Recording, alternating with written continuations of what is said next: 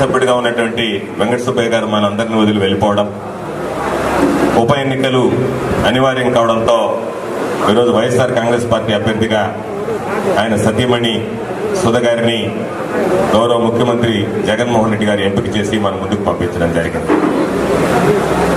అయితే ఈరోజు ప్రధానంగా బీజేపీ పోటీలో ఉంది.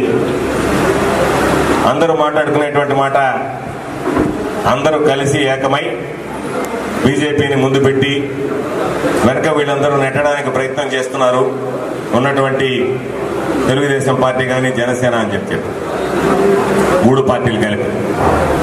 ఈరోజు మనం అందరం అర్థం చేసుకోవాల్సింది, జగన్మోహన్ రెడ్డి గారి నాయకత్వాన్ని ఆంధ్ర రాష్ట్రంలో ఈ మూడు పార్టీలు కాదు కదా 30 పార్టీలు ఏకమైనా సరే ఏమీ చేయలేవనేటువంటిది ప్రతి ఒక్కరికి తెలిసినటువంటి విషయం.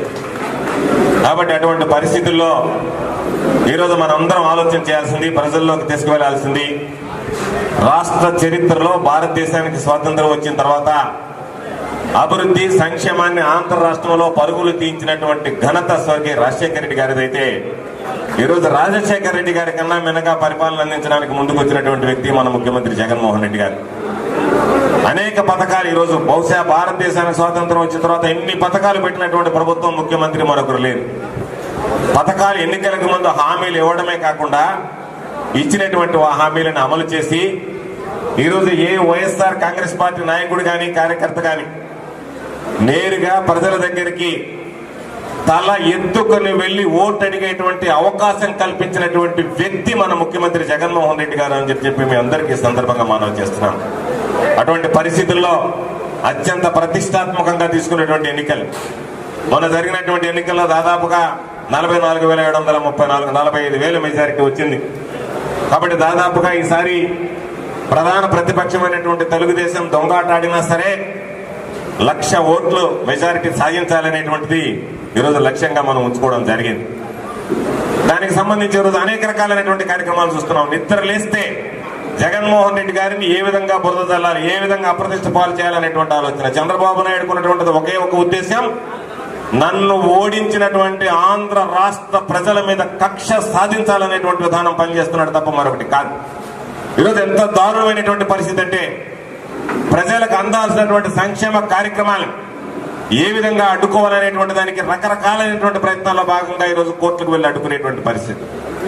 పేదవాడికి సంబంధించి ముఖ్యమంత్రి జగన్మోహన్ రెడ్డి గారు జానడు జాగా నేను రిజిస్టర్ చేసి ఇస్తాను అంటే చంద్రబాబు నాయుడుకి కానీ తెలుగుదేశం పార్టీ నాయకులకు కానీ ఇతరులకు కానీ వచ్చినటువంటి నష్టం ఏంటో తెలియదు. కానీ కోర్టుకు వెళ్లి పేదవాడికి రావాల్సినటువంటి ఆ భూమిని దక్కకుండా ఈరోజు డిఫామ్ రూపంలో ఇవ్వాలి అని చెప్పి పట్టుపట్టాల్సినటువంటి అవసరం ఎందుకు వచ్చిందో చంద్రబాబు నాయుడికి తెలియనటువంటి పరిస్థితి.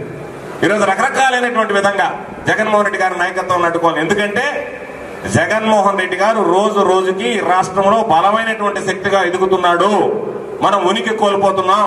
కాబట్టి దీనికి అడ్డుకట్ట వేయాలి అంటే జగన్మోహన్ రెడ్డి గారిని అన్ని విధాలా అందరం కలిసి దాడి చేయిందే ఈరోజు బలహీన పరచలేము అనేటువంటి విధానం. కాబట్టి ఈరోజు పోటీ చేస్తున్నటువంటి పార్టీ ఉనికి లేనటువంటి పార్టీ, కేవలం కులం మీద మతం మీద ఆధారపడినటువంటి పార్టీ, విద్వేషాలు రెచ్చగొట్టేటువంటి పార్టీ, శాంతి సౌభ్రాతత్వం అనేటువంటిది లేకుండా, స్వేచ్ఛ సమానత్వం అనేటువంటిది లేకుండా ఏదో ఒక వర్గానికి కొమ్ముగాలనేటువంటి ఆలోచనతో మతాల మధ్య మనందరి మధ్య చిచ్చుపెట్టాలని చేసేటువంటి పార్టీ.